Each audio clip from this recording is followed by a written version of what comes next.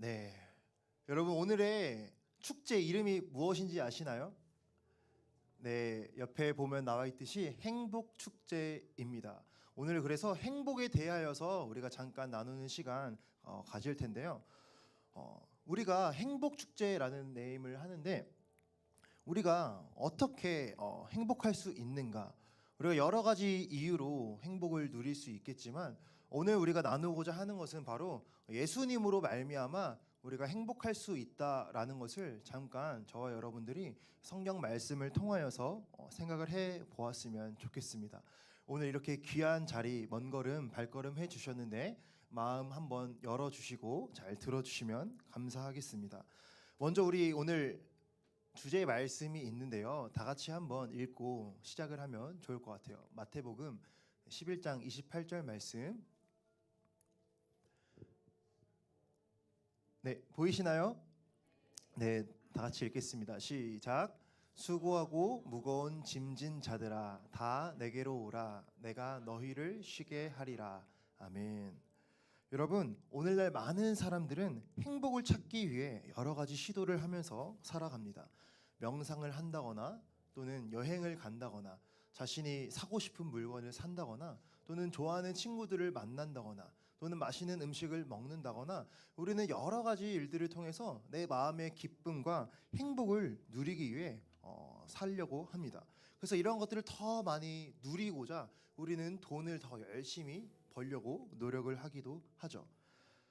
그런데 오늘날 우리가 살아가는 시대는 정말 과거에 비교하면은 정말 많이 발전하고 경제적으로 부유하고 풍성한 그러한 시대를 살아가는데 과거보다 더 많이 행복을 느끼지 못한다라는 것을 알 수가 있습니다.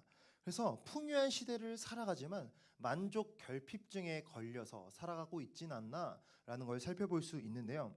한 가지 예로 글로벌 리서치 전문 회사 입소스라는 회사가 있습니다. 여기서 2023년도 한국인들의 행복도 순위를 평가했는데 32개국 중에 한국이 31위를 했다고 합니다. 전체 나라 행복도 평균이 73%인데 한국은 57%의 수치였다라는 것이죠. 근데 더 심각한 것은 한국인들이 이렇게 느끼는 행복의 수치가 시간이 가면 갈수록 점점 낮아진다라는 것입니다. 2011년에 한국인의 행복도를 조사했을 때는 71%였는데 2023년의 조사 결과는 57%로 무려 14%나 감소했다라는 것을 알 수 있어요. 그런데 우리가 잘 알듯이 우리나라 경제는 점점 성장하고 있고 정말 많은 사람들이 사실 어렵다 하지만 우리가 지금 당장 뭐 굶어 죽거나 정말 지금 당장 힘들게 살아가는 사람들은 사실 적잖아요. 그러니까 우리는 점점 경제가 성장하고 잘 사는 부유한 층에 속하지만 왜 이 사람들의 마음은 점점 더 행복하지 못하다라고 고백을 하는가? 우리가 이런 것을 생각해 볼 때 정말 물질적인 풍요로움이 우리의 만족을 주지는 못하는구나. 우리는 흔히 내가 더 많이 가지면, 내가 더 많은 것을 소유하면 내가 더 행복할 수 있겠다라고 생각을 하지만 그렇지 않을 수도 있겠구나라는 것을 우리가 생각을 해 보았으면 좋겠습니다. 또 국가별 행복도를 살펴본다 하더라도 대한민국은 국가별 행복도가 57위인데 우리나라보다 훨씬 더 못 사는 가난한 남미에 있는 나라가 훨씬 더 높은 순위를 차지한다고 기록이 되어 있어요. 그러니까 가난한 사람들이 느끼는 결핍보다도 부유한 사람들이 느끼는 그런 만족에 대한 공허함이 더 크다라는 것을 우리가 느낄 수 있습니다. 또 어떤 사람들은 이렇게 말합니다. 관계 안에서의 행복을 누릴 수 있다. 이 말에 저도 동의합니다. 우리가 좋아하는 친구들과 또는 사랑하는 연인과 또는 내가 좋아하는 정말 가족들과 우리가 함께 시간을 보내고 함께 교제하는 것을 통해 우리는 행복을 누릴 수가 있어요. 하지만 우리가 아무리 내가 정말 그 사람을 좋아하고 아무리 내가 저 사람을 사랑하는 사람이라 할지라도 정말 내가 그 사람한테 완전한 정말 만족과 기대를 원하는 만큼 기대가 돌아오지 않을 때가 있다라는 것입니다. 내가 완전히 이해받기를 원하고 조금 더 공감받기를 원하고 조금 더 나의 상황과 환경을 알아주었으면 좋겠다라는 기대가 있지만 내가 그렇게 기대하는 사람이 나를 그렇게 알아주지 못할 때도 있고 또는 그 사람이 나를 도리어 안 좋아하게 될 수도 있고 오해를 하게 되어서 관계가 깨어지는 그런 경우도 우리는 경험하게 됩니다. 나는 좋은 마음으로 했는데 상대방이 나의 좋은 의도를 알아주지 못한다거나 또는 우리는 정말 기분이 태도가 되어서는 안 된다라고 다 생각을 하시잖아요. 그런데 우리는 때로는 살다 보면은 내 기분이 나의 태도가 되어서 정말 나도 다른 사람들에게 상처를 주기도 하고 또는 다른 사람에게 상처를 받기도 하는 그러한 우리들의 모습을 볼 수가 있어요. 그래서 우리가 관계 안에서의 우리가 완전한 행복을 찾는다라고 말을 하지만 사실 이러한 관계에서의 어려움, 내가 의도치 않은 관계에서의 깨어짐과 갈등과 불화를 겪으면서 관계에서도 정말 완전한 행복을 찾을 수가 없구나, 찾기가 어렵구나라는 것을 한번 우리가 생각을 해 보았으면 좋겠습니다. 아까 말한 대로 우리는 더 많은 것을 가지면 더 행복할 거야라고 생각하지만 더 많은 것을 가져도 사실 만족하지 못하고 더 큰 것을 원하는 그런 우리 안에 욕심이 있기도 하고 관계 안에서의 그런 만족을 누리지만 추구하지만 사실 그것이 추구되지 못할 때 우리가 실망을 하는 그러한 것을 보면서 그러면 우리가 정말 이 세상에서의 말하는 그런 행복이 아니라 오늘 우리가 교회에 왔으니까 예배를 드리니까 오늘 하루는 성경이 말하는 행복이 무엇인지 한번 우리가 생각을 해 보았으면 좋겠습니다. 먼저 우리가 이 성경의 행복을 말하기 전에 이 성경에 대해서 간단하게 생각을 해 보았으면 좋겠는데요. 여러분 이 성경책 우리 다 보셨었죠? 서점에서도 보실 수 있고 흔히 베스트셀러다라고 이야기할 수도 있고 집안에 한 권쯤은 가지고 계신 분들이 많이 있을 것이라 생각을 합니다. 여러분 먼저 이 성경은 무슨 책이냐면 하나님께서 우리 사람들에게 주신 하나님의 말씀입니다.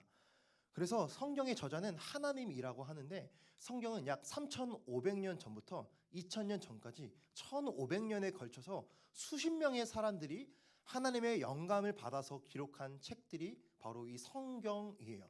그래서 우리는 성경 그냥 사람들이 지어낸 거 아니냐, 그냥 뛰어난 그런 예수라는 사람이 만들어낸 그냥 도덕 경전 아니냐, 그렇게 말할 수가 있는데 성경은 사람들이 그냥 상상력으로 지어낸 그런 이야기가 아니라 하나님의 감동을 받은 사람들이 기록한 책이 성경이다라는 것이죠.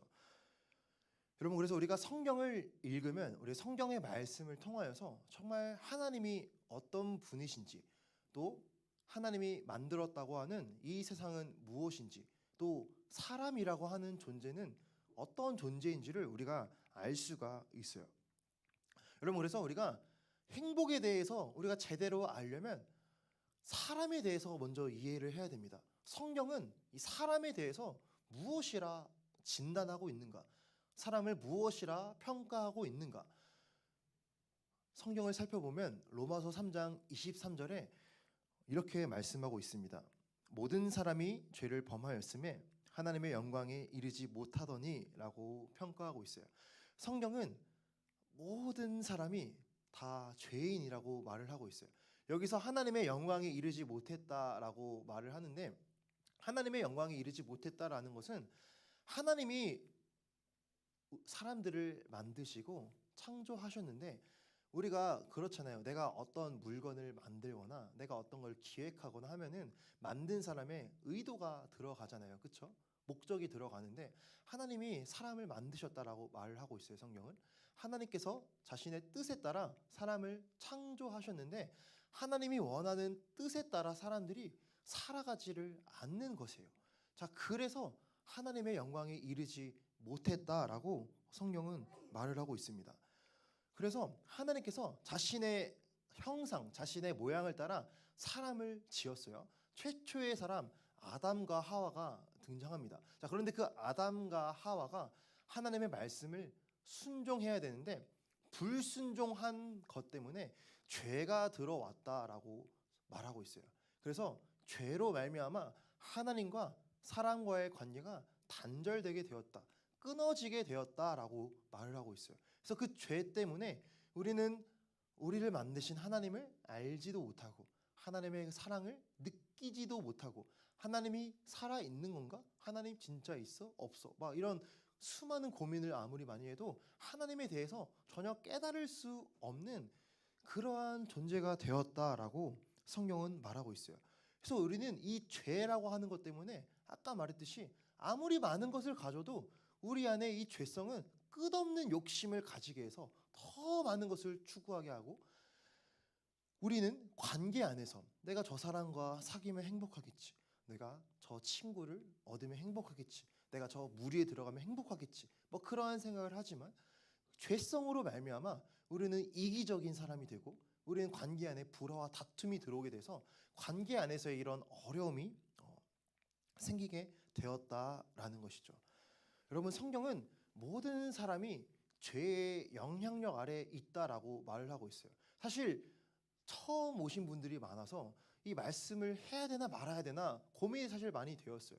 그러나 정말 제가 믿는 이 성경이 진리라고 생각하기 때문에 이 성경을 그대로 말씀을 드리자면, 여러분, 우리 모두는 죄인이라고 성경은 말합니다.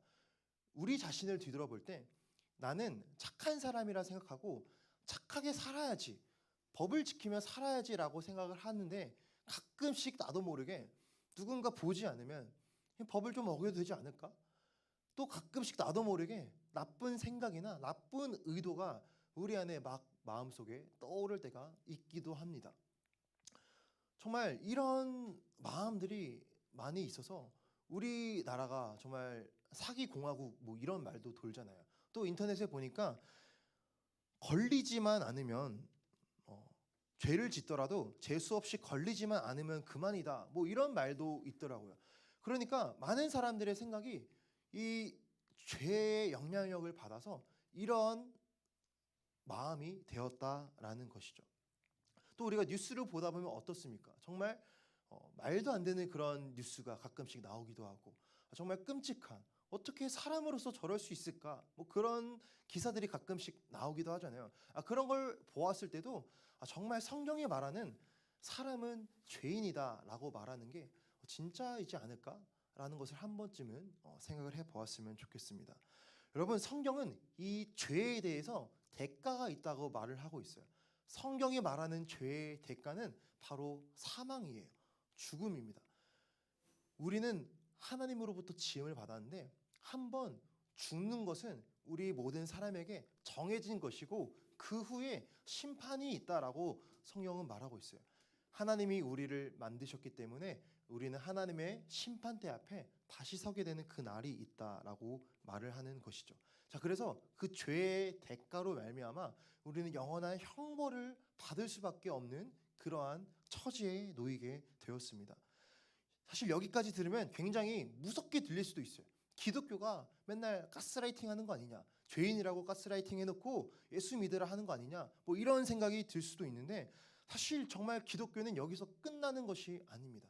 기독교의 진리는 우리를 죄인이라고 지적하고 있지만 그 상태로 냅두는 것이 아니라 그 죄를 하나님께서 대신 해결하기 위해 하나님의 아들 예수님을 이 땅에 보내셨고, 예수님을 믿음을 통하여서 우리들의 모든 죄가 다 씻김을 받고 용서받을 수 있다라는 것을 성경은 말해주고 있어요. 성경은 완전한 사랑과 완전한 공의를 말해주고 있습니다. 여러분, 하나님은 이 세상을 만드시고 하나님의 법에 따라 공의로 이 세상을 다스리십니다. 공의로 다스리신다는 것은, 만약에 법이 있는데 법을 집행하는 사람이 자기가 친한 사람이라고 좀 봐주고 자기가 모르는 사람이라고 엄벌을 내리고 이러면 우리가 뭐 정의롭지 못하다, 공의롭지 못하다 이렇게 말을 하잖아요. 똑같이 하나님도 하나님이 정하신 법칙을 따라 이 세상을 창조하시고 운행하시는 분이세요. 그래서 하나님이 정하신 법칙은 죄의 대가는 사망이고 모든 사람은 하나님의 심판대 앞에 선다라는 것이에요. 자, 그런데 하나님은 이 법칙을 깨지 않고 그 죄 아래 놓여 있는 모든 사람 한 사람 한 사람, 저와 여러분을 다시 구원하기 위해서 하나님의 아들 예수님을 이 땅에 보내시고 십자가에 달려 죽게 하심으로 우리들의 모든 죄를 대신 해결해 주셨다라는 것을 말해주고 있어요. 여러분, 예전에 러시아 제국에 가르시아라고 하는 그런 장군이 있었다고 합니다. 그 장군은 정말 이 전쟁을 하고 있었는데 자꾸 누가 식량을 훔쳐가는 거예요. 식량을 훔쳐가니까 이렇게 말했어요. 누구든지 식량을 훔쳐가는 사람이 걸리기만 하면은 아주 무거운 채찍으로 형벌을 내릴 것이다 라고 말했어요. 자, 그런데 얼마 지나지 않아 식량을 훔쳐간 범인이 잡혔습니다. 그 사람은 바로 가르시아 장군의 어머니였어요. 그래서 그 장군은 고민에 빠졌어요. 내가 이 법을 집행하자니 우리 늙으신 어머니가 채찍을 맞으면 돌아가실 것 같고, 그렇다고 그냥 내 엄마라고 용서하자니 부하들에게 내 체면이 서지 않을 것 같고, 고민을 하던 끝에 가르시아 장군을 어떻게 했냐면 부하들이 다 보는 앞에서 자신의 옷을 벗고 부하들에게 저 식량을 훔쳐간 어머니 대신에 자기에게 채찍질을 하라라고 명령을 했어요. 자, 이렇게 함으로써 가르시아는 어머니에 대한 확실한 사랑을 보여주었고 또 자신이 말한 죄에 대한 형벌을 완전히 집행하게 되었습니다. 여러분, 이 이야기는 하나님이 우리를 향한 이야기와 똑같다라고 할 수 있어요. 하나님은 죄를 반드시 심판하시는 하나님이시지만 그 죄 아래에 놓여 있는 우리 한 사람 한 사람을 너무나 사랑하셔서, 너무나 우리를 불쌍히 여기셔서 우리를 정말 하나님과 함께 영원토록 행복하게 지내게 하고 싶으셔서 하나님이 직접 자신의 아들에게 형벌을 받게 하셨다라는 것이 기독교에서 말하는 사랑입니다. 여러분, 요한복음 3장 16절 말씀이 있는데 많이 아실 겁니다. 우리 말씀을 한번 다 같이 읽어보았으면 좋겠습니다. 하나님이 세상을 이처럼 사랑하사 독생자를 주셨으니 이는 그를 믿는 자마다 멸망하지 않고 영생을 얻게 하려 하심이라. 아멘. 하나님은 우리 한 사람 한 사람을 너무나 사랑하셔서 우리에게 독생자 예수님을 이 땅에 보내주셨어요. 그래서 이 예수님을 믿는 사람으로 하여금 영생, 영원한 생명을 얻게 하셨습니다. 우리가 예수님을 믿음으로써 정말 우리는 하나님과의 관계가 회복되고 하나님의 나라에서 영원토록 살 수 있다라는 것이 성경이 말하는 진리입니다. 또 요한복음 1장 12절 말씀도 한번 보았으면 좋겠는데요. 영접하는 자 곧 그 이름을 믿는 자들에게는 하나님의 자녀가 되는 권세를 주셨으니. 아멘.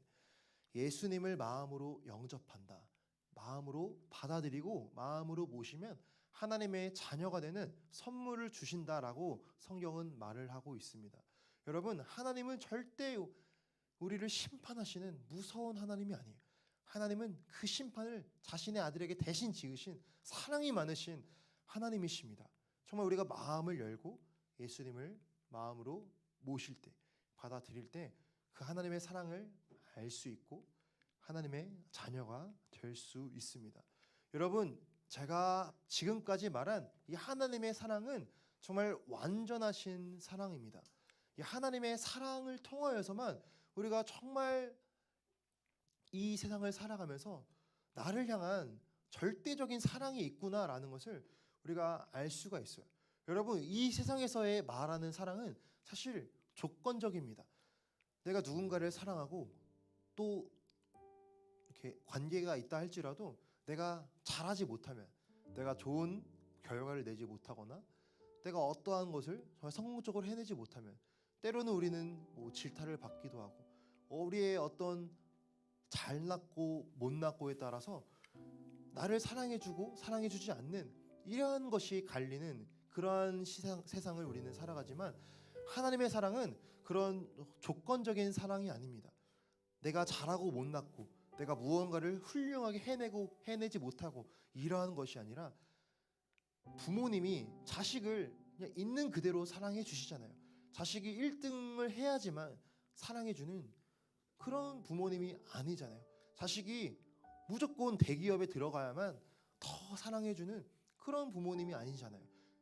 자식이라는 이유 하나만으로, 자녀라는 이유 하나만으로 그대로 바라보시고 끝까지 품어주시고 끝까지 사랑하시는 것이 부모님의 사랑이든 하나님의 사랑이 그렇습니다. 하나님은 우리를 있는 그대로 바라보시고 있는 그대로 사랑을 해 주십니다. 이 조건 없는 하나님의 사랑을 우리가 정말 알 때, 하나님의 사랑을 느낄 때에 우리가 살아가는 세상이 사실은 쉽지가 않아요. 끝없는 경쟁이 있고 끝없는 갈등과 어려움이 있고 그런 무한 경쟁의 시대를 살아가면서 사실 우리는 정말 마음이 지치고 힘들 때가 있지만, 또는 내가 원하지 않는 가정의 어려움이나 누군가 아프신다거나 이런 어려움들이 우리는 사실 수도 없이 몰려옵니다. 자, 그러한 우리의 험한 인생의 풍파 앞에서 정말 나를 조건 없이 자격 없이 있는 모습 그대로 사랑해 주시는 하나님 아버지가 계신다는 사실이 우리에게 정말 큰 힘이 되고 행복의 이유가 됩니다. 여러분, 그 프랑스의 블레즈 파스칼이라고 하는 유명한 수학자이자 철학자가 있습니다. 이 파스칼이 이렇게 말했는데요. 인간의 마음에는 빈 방이 하나 있다. 이 방이 채워질 때까지 참된 만족이 없다. 사람들은 이 공허함을 채워보려고 지식, 재물, 명예, 쾌락을 찾는 데 노력하고 있지만 결코 그런 것으로 이 방을 채울 수 없고 오직 하나님을 모실 때에만 이 방을 채울 수 있다. 아멘. 여러분, 우리 마음 가운데 공허함이 있을 수 있어요.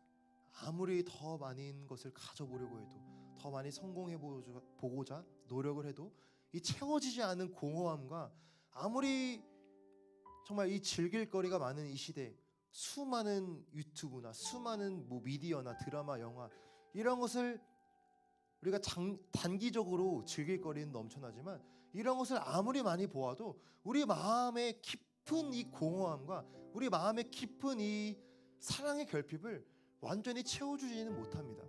그러나 여러분, 하나님 안에 완전한 사랑이 있습니다. 하나님 안에 완전한 자유함이 있습니다. 하나님 안에 완전한 기쁨이 있습니다.